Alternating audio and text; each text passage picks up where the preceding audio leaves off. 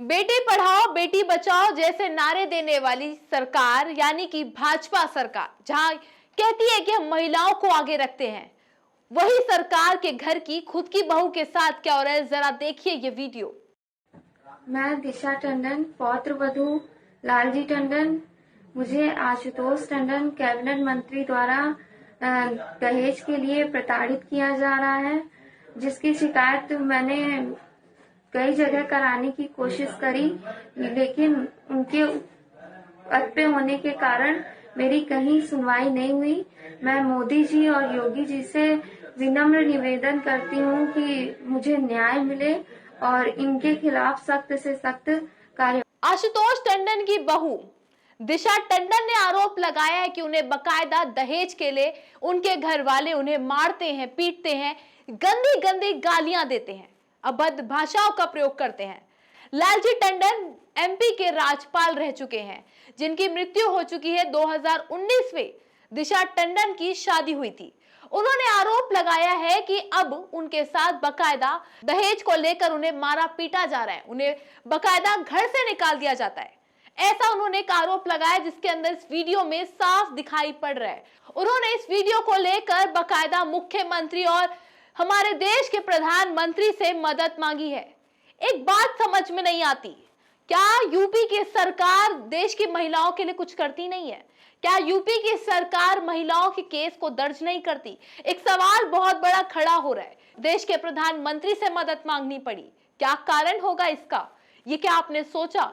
ये बहुत बड़ा एक सवाल खड़ा हो रहा है खुद में ही कि उन्हें यूपी की बकायदा पुलिस की मदद नहीं मिल रही है। उन्होंने बताया है कि जब वो यूपी की पुलिस के पास मदद मांगने जा रही है, तो भाजपा के नेता होने के कारण आशुतोष टंडन और उनके बेटे भाई लोगों के उनके घर पे उनके ससुराल वालों पर केस दर्ज नहीं हो रहा, क्योंकि आशुतोष टंडन का एक नाम है, एक पद है, जिसको लेकर दिशा टंडन पुलिस केस दर्ज नहीं करवा पा रही है।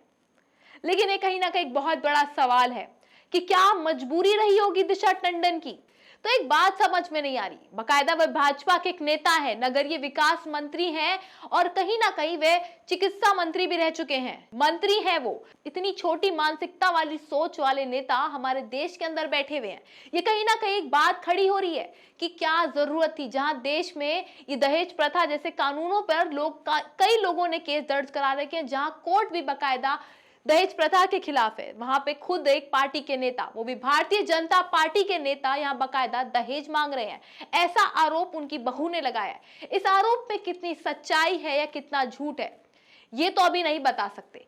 लेकिन कहीं ना कहीं बात और है कि क्या आने वाले 2022 में, जो मार्च में अभी बकायदा डेट सामने नहीं आई है, जो चुनाव होने वाले उत्तर प्रदेश में, तो क्या इस चुनाव में कहीं ना कहीं भाजपा को हार का सामना करना पड़ सकता है? क्योंकि कहीं ना कहीं जहां पे महिलाओं को सामने करने की बात की जाती है, महिलाओं को खड़े करने की बात की जाती है, तो वहां पर कहीं ना कहीं एक महिलाएं निराश हो जाएंगी भाजपा सरकार से। और क्या कहीं ना कहीं प्रियंका गांधी वाड्रा यानी कि कांग्रेस पार्टी इसका फायदा उठाएगी? क्योंकि बकायदा कांग्रेस पार्टी औरतों को महिलाओं के हित में बात करती है। लेकिन आशुतोष टंडन के घर की कहानी में कितनी सच्चाई है, ये तो देखने वाली बात होगी। लेकिन कहीं ना कहीं समाज में आज भी ऐसे लोग हैं जो दहेज प्रथा को लेकर कहीं ना कहीं घर की औरतों को सताते हैं। ये तो आशुतोष टंडन की घर की खुद की बहू की कहानी है, जो सोचिए कई ऐसी महिलाएं होंगी जिनको लेकर पुलिस जब दिशा टंडन का केस दर्ज नहीं कर रही है, तो सोचिए ऐसी कई और महिलाएं होंगी जिसको लेकर पुलिस केस दर्ज नहीं कर रही होगी। तो क्या कहीं ना कहीं नेता लोगों ने पुलिस को अपने जेब में रखा है कि क्यों पुलिस केस दर्ज नहीं कर रही है? पुलिस का बाकायदा काम है एक औरत के हित में काम करना, एक आम जनता के हित में काम करना। लेकिन एक औरत, एक महिला अपने एफआईआर दर्ज कराने के लिए पुलिस स्टेशन जाती है, वहां पर उसका केस दर्ज नहीं हो रहा है। ये सोचिए जरा कि यूपी पुलिस क्या कर रही है, जहां पे मुख्यमंत्री योगी आदित्यनाथ कहते हैं कि हम औरतों के हित में काम करते हैं, तो यहाँ की भाजपा सरकार की खुद के घर की बहू कह रही है कि मेरे साथ दहेज प्रथा को लेकर मुझे मारा जा रहा है, गंदी गालियां दी जा रही है। सोचिए जरा।